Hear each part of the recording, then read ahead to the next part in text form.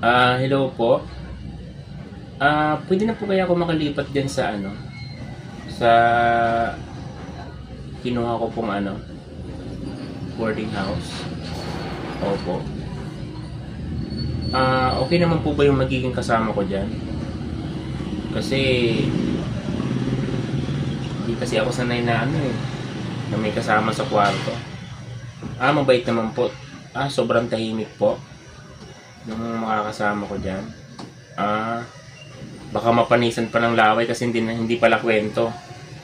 Ganun po ba? Di mas maganda po kasi ayoko din ng ano eh. Ayoko din ng kasama na magulo sa kwarto eh. Sige po, pupunta na po ako ngayon dyan. Salamat po.